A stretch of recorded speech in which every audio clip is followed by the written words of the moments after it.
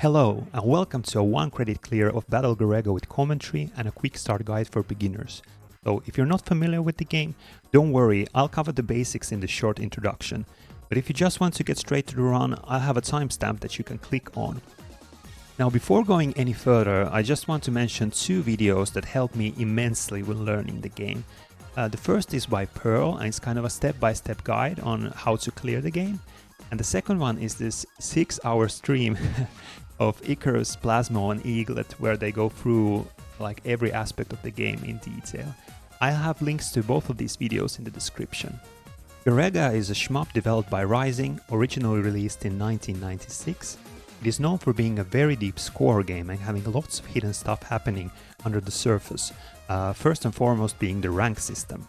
Basically, everything you do in the game, from collecting power-ups to just plain old shooting, raises your rank, and the higher the rank climbs, the more difficult the game becomes. So, clearing the game requires rank management. You want to avoid doing too many things that raise your rank, also you want to decrease your rank by dying. So the very strange but also very fun gameplay loop of Battle Garegga consists of getting enough points to get extra lives and then sacrificing those lives by dying intentionally to make the rank go down.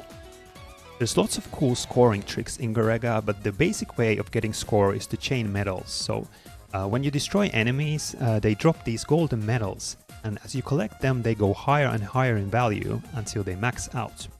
However, if you let even a single medal drop down from the bottom of the screen, your chain will break and the medals will go down to their lowest value. If this happens, it might be best to stop collecting medals from that point on because, of course, getting those medals increase your rank. There's lots of small things like that you have to be aware of when playing Garegga. For example, your ship has a main shot that you power up by collecting either these small or large power-ups. It is usually recommended to skip the small ones altogether because they raise your rank too much and instead wait for the big juicy ones. You can also collect options, which are like these small side pods that have their own weapons. They are very effective, but watch out because of course using them also raises rank. It might be a good idea to use just 2 options from level 1 to level 4 and only then to power up to your full potential. You begin the game with an auto-fire rate of 8 Hz, but you can actually raise this up to 30 Hz. You do this by either tapping the firing button very fast, which I don't recommend, or if you're playing the M2 port of the game on PS4, you can just assign a button for that. 10 Hz is generally considered to be very safe. Anything higher than that, I would say leave it to the very last stretches of the game. Another hidden but a very important aspect of the game is getting special option formations, especially the homing formation, which is very powerful and you really want it for level 6. You get homing by letting 5 small bomb fragments drop from the bottom of the screen and then collecting an option power-up. Again, if you're playing on the M2 port of the game, there's a gadget on the right side of the screen that shows what you need to do to get homing.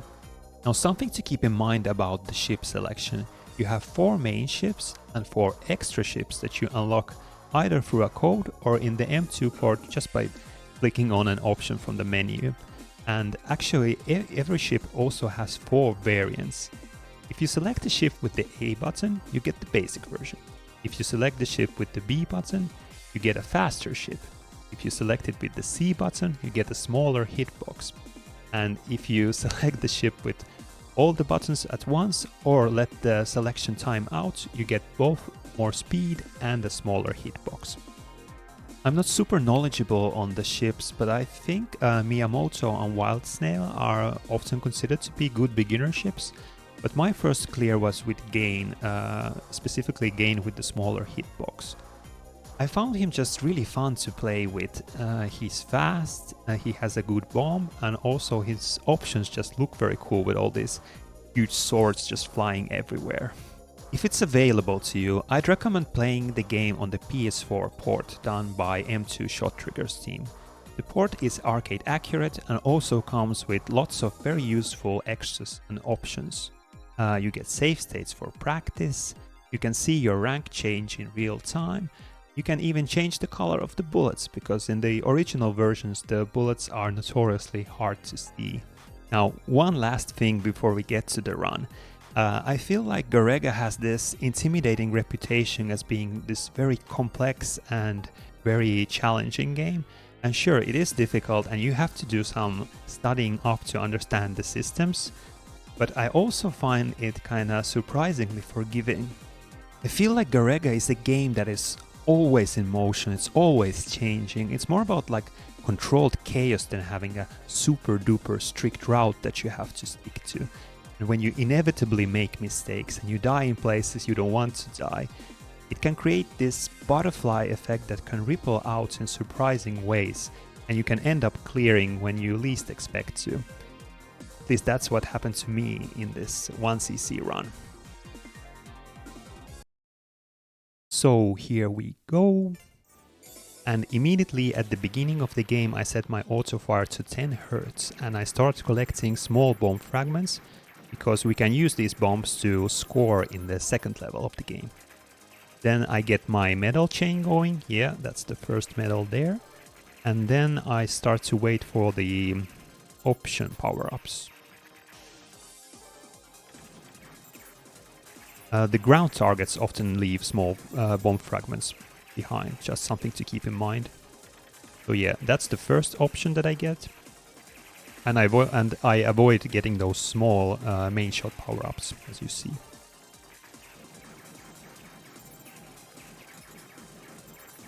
Lots of bomb fragments that you can get in this level, very nice.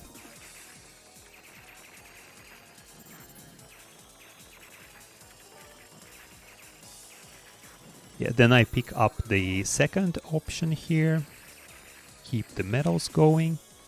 And then we're getting to the first boss, and you can actually kind of destroy him piece by piece and dismantle him for extra points. But I actually got tired of it after attempting runs, so I just like damage him enough. Then here I die intentionally to lower my rank and then finish him off, and we're off to the second level. Now at the beginning of the second level, watch out for this blip enemy that comes to the screen right about now, because I feel like he can drop several medals depending on how you destroy him, so watch out to be sure to collect them. Now we're approaching the castle, and if you bomb the castle, a flock of birds will come out, and then you bomb the birds and you shoot the birds too, and you get lots of points. And here's where we get our first extend, and our score is at 1.6 million, which is really nice. If you destroy these tanks while they're going over the houses, you get some extra medals. Small trick, which this game is full of. And here we collect our first big main shot power-up here.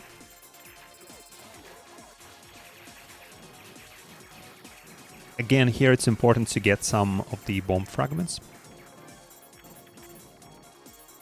And for the upcoming section with the big tank, I keep to just one side so I can collect medals easier if they drop, and then I just wait for the tank to come out. I shoot him a little, get up, shoot him some more, then get down, and then finish him off. This is a kind of a tricky section. I'd suggest just practicing this one, because otherwise you might end up dying here.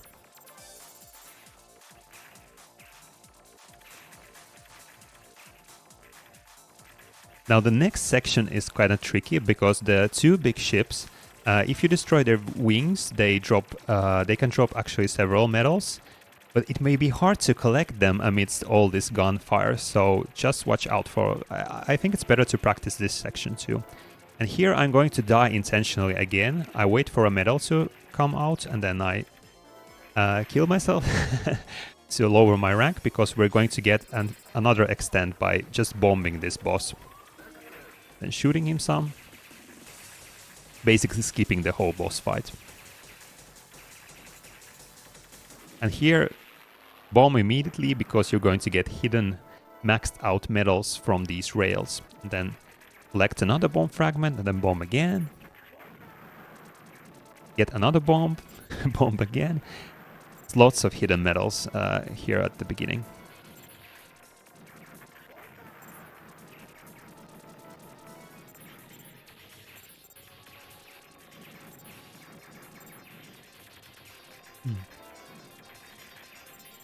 This section isn't like hard in itself, but it can be kind of tricky because there's lots of small enemies, small bullets, so I'd recommend being extra careful. And again, you can bomb these silos for extra medals. Now I just got another extend, and usually you want to keep, like when you only have 2 extends, you get a bigger decrease in rank, so it's not a super good idea to stock up on lives, but because my rank isn't very high, I just collect some more lives. And now this part is important because you want to destroy this big tank in a certain way. You want to destroy the side pods first completely, like this. Then the other one too, and then you let the tank arrive at its kind of destination, and then you destroy it because it will give you an extra life. And with these big airplanes, watch out because staying on top of them can raise your rank pretty quickly. There's like certain places which raise your rank that you can see on the ranko graph.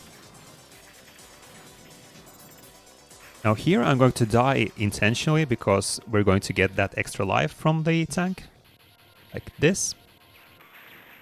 And I'm careful to pick up my weapons after dying.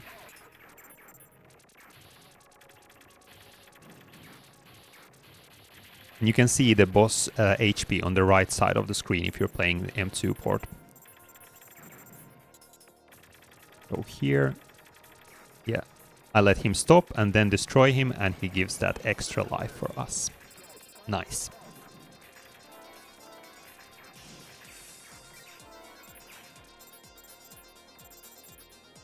Everything is basically going along the way I want to by this point. So the stage 3 boss is kind of a difficult one. Like this beginning section isn't too bad, just take it carefully. And then you can seal the bullets of these turrets, like just stay on top and they won't fire. But the actual boss is pretty challenging. The way I do it is I concentrate on the center part, so I just want to destroy him as quickly as possible before the side rocket starts firing. But it's not like working out too much, and I start to do this like weird motions and changing my options. I'm like panicking a little, and really I should have bombed here, and I recommend bombing once, it's not too bad. But somehow I made it through, so yes, it's okay.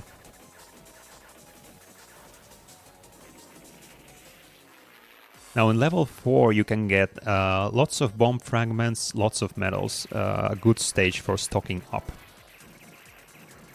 Also there are places you can destroy to get extra medals.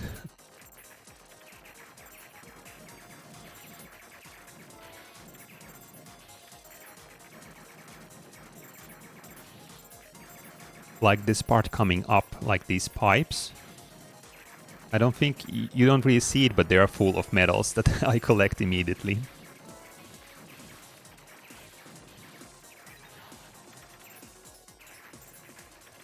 There's going to be another big tank enemy, and something about the tanks you might want to know is that if you destroy the treads first and then the main tank, it actually gives you a big bomb power-up, but it's kind of difficult to do. And I think about here I'm going to do something really dumb. Now that was an intentional death. Now I'm going to die again intentionally. I had this bright idea that I could do like this because I have so many extends. I could do this like double suicide because every time you die you pick up your weapons again and then they raise your rank again. But I thought maybe I could do like a double death and then like decrease my rank even more. And I don't think it's a bad idea, but I didn't realize when I did it that I wouldn't get my options back. So now I'm trying to survive without any options. And there, I just broke my medal chain because of this. So I don't recommend doing this the way I did it. This was kind of dumb. So now I'm just trying to survive here without any options. But it did decrease my rank, so at least that's nice. And here it's kind of hard to make out, but I'm going to leave 5 bomb fragments. Like that's the first one. Then I'm going to destroy the tanks on the right side and not collect the bomb fragments. And so when 5 bomb fragments leave the screen, next time I pick up an option, I get the homing formation, which is really good for levels 5, 6, and 7. So I'm doing this kind of setup in advance. Now I feel like this boss isn't too bad. Like the patterns can be kind of random, like when he gets into this stage. So it can be a little easier, a little harder depending on the RNG, but I don't know, I don't find him too bad, but I think I'm going to bomb in this run just for safety. Because I'm just using one option, 2 would be really preferable.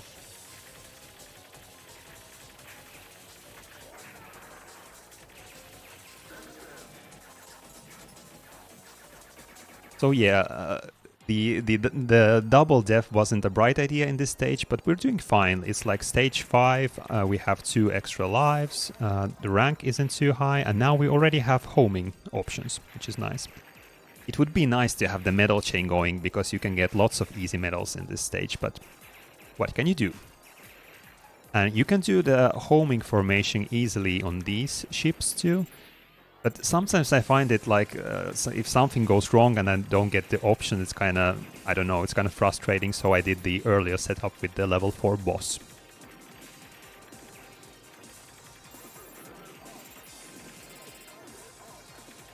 Here again, try to avoid spending too much time on top of these ships, but because again, they raise your rank. You can see the ranko graph go red when I stay on top of them, I think. Yeah.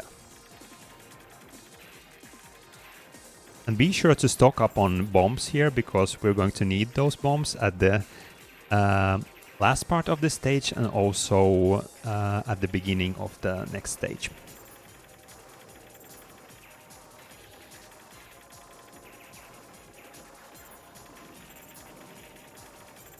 So I think like right about now I'm going to die, not intentionally. This was an accident. I didn't plan this. It's not good. It's not a good place to die. I've just lost my homing. And now I'm kind of lost because like my plans changed and I'm not super sure what to do. So I just try to kind of survive from this point on, figuring out how I should play.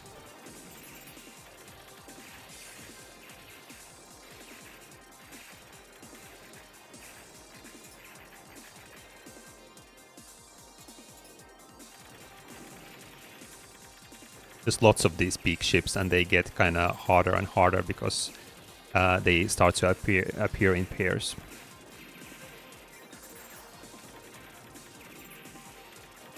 And then we get to the mid-stage bomb rush, and this boss is actually kind of difficult. Usually if you have homing, the homing formations take care of him like alright, but they can also target weird places and it kind of can extend the fight and stuff.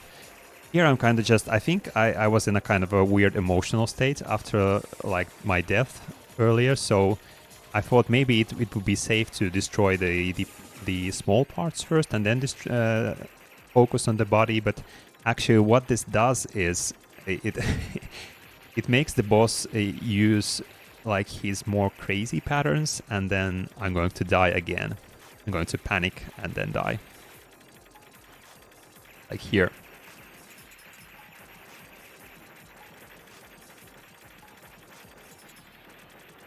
Yeah, I wasn't expecting this pattern. I panic bomb and then I just fly into a bullet, and then I'm like, okay, this run is over. It's like, this is not the way that I envisioned this.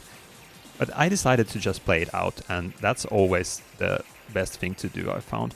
Now here again with this boss, you can just use the bomb immediately and then just hold out for a while and he will die. Very easy if you have one bomb.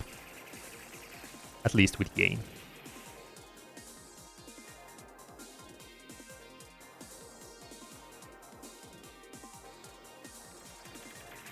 Now this part doesn't look too bad, but there's like so many turrets and they kind of close and open randomly and start shooting when you least expect it.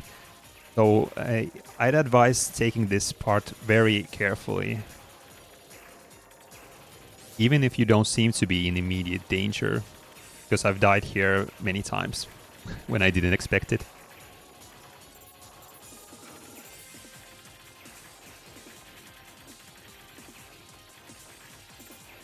Yeah, I don't recommend doing these dodges, but I was forced to because I was low on resources and I had those unplanned deaths. And here again, I'm going to do the setup for the homing formation, so I'm going to leave 5 bomb fragments in place. Yeah, right there. So the next time I pick up an option, I get the homing formation, which is super useful for level 6.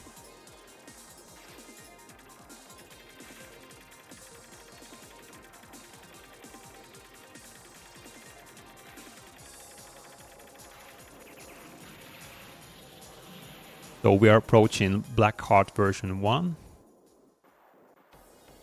which is a pretty intimidating boss. And he has different patterns that he can use, so I just say do some practice so you can see the patterns and how to react to them. I think you have to shoot him in the center, at least in this beginning phase, to damage him. So yeah, I would like to have more bombs at this point, but because I died and had to use those panic bombs and stuff, I don't have them, so I have to do some dodging here. It's better to use bombs just to be safe.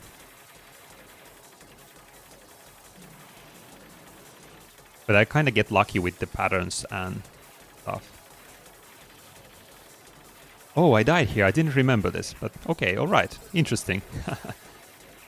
So I actually got the homing formation, but again I panicked and I switched. I pressed the option button, so I switched out of homing, and then I even used an extra bomb. So just panic playing, and now I'm entering stage 6 with no homing and no extra lives, and I'm like, yeah, like I'm not clearing this, but let's just keep on playing.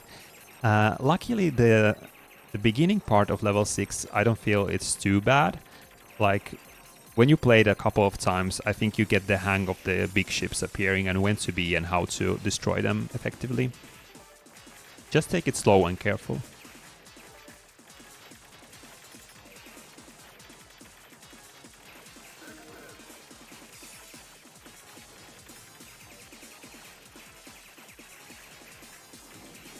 I sometimes switch my option formations when I try to shoot from like cool angles, but I don't actually really know how to do it, so it usually ends up like nothing. But it's fun to try, like shooting from the side and stuff. Looks really cool when you're actually able to pull it off.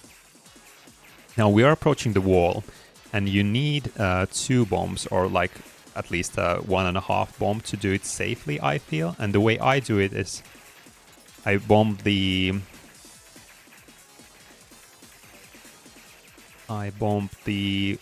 this turret first, then the second one, because I feel like they shoot out the most dangerous patterns.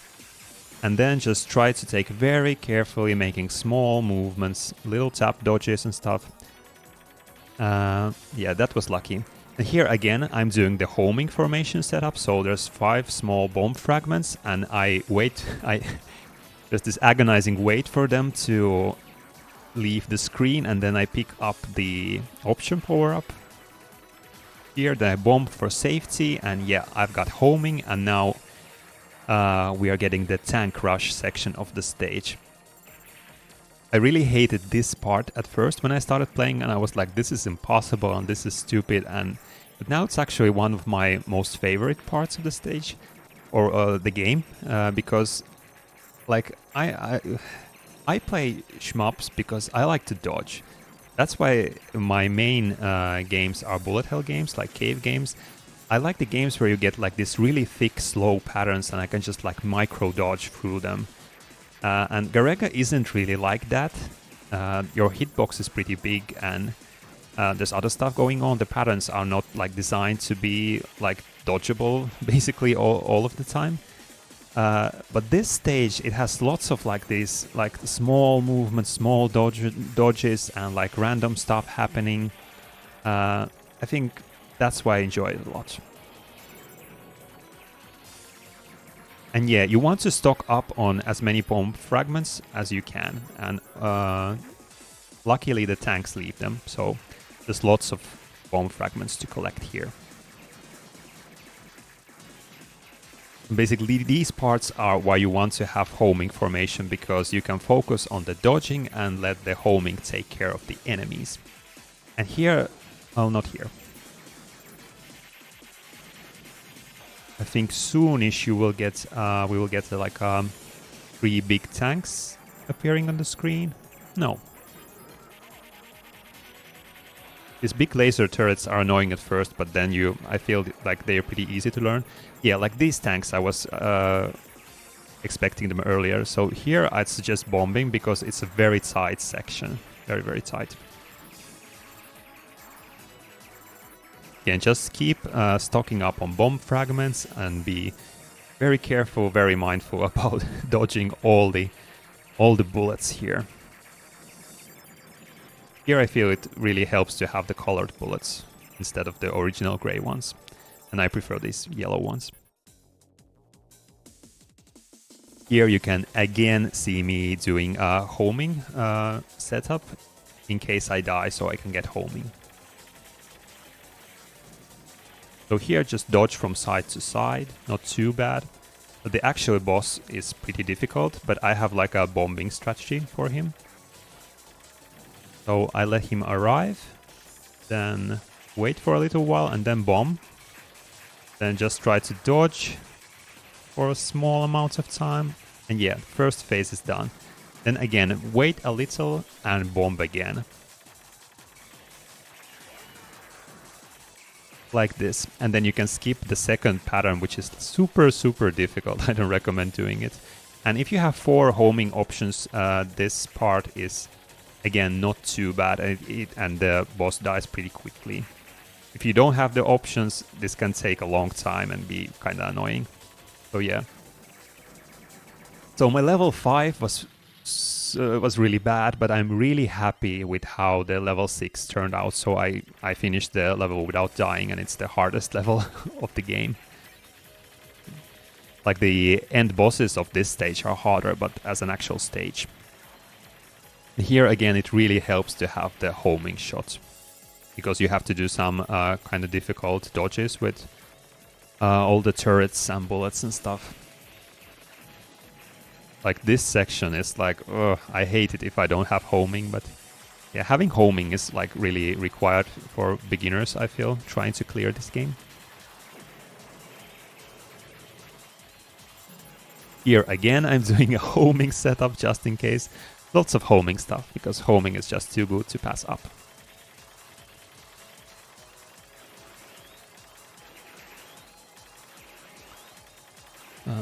Here I'm going to raise my auto-fire rate, I think, because at this point, yeah, I've put it at 20 Hz, because at this point you're not really managing rank anymore. You basically have the end bosses at this stage. So we have Blackheart 2 coming up, and he's the most vicious opponent you can have in this game. Let's see how this goes. So I switch out of homing because this first phase, the homing options target his wings, which is good for scoring but bad for survival. So I just change my options into the basic formations.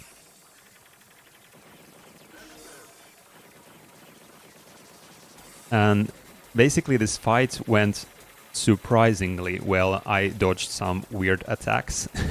I don't know how. There's not like real like super strategy here. Yeah, when he starts this Vulcan attack, I'd say just bomb if you're a beginner, because it's really hard to dodge. I'm not even sure what is happening at this point. I'm just like dodging out of my mind. And somehow I had still the one last bomb left and managed to again finish him off without losing a life, which I'm very pleased with. Like doing level 6 and Blackheart 2 on 1 life is just like, I know that this is just a beginner's clear and stuff, but I'm really happy with that. So I hate this final boss because you have so little room to dodge, and it's kind of hard to see even with the colored bullets, because there's the enemy bullets, then there are your bullets, and like this pattern is just, I hate it so much. Somehow I managed to dodge it. I don't have any bombs, so I just need to dodge.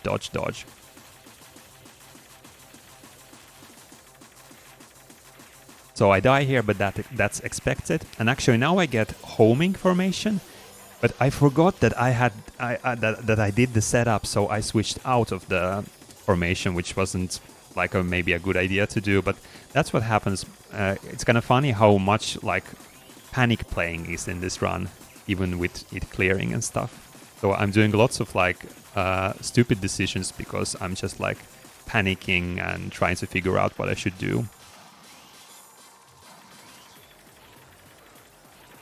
This part of the boss is really random because he chooses the different guns on, I think, completely on random, so you can get a very easy pattern or a very difficult pattern.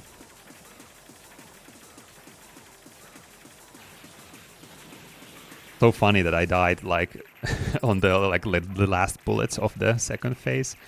Now this actual last pattern isn't like too bad. You just have to somehow manage to concentrate and do some like minute micro dodges. I recommend just staying at the center. I feel that it's kind of safer than going to the sides. But I've heard there's also like a safe spot for this boss, but I don't know what it is.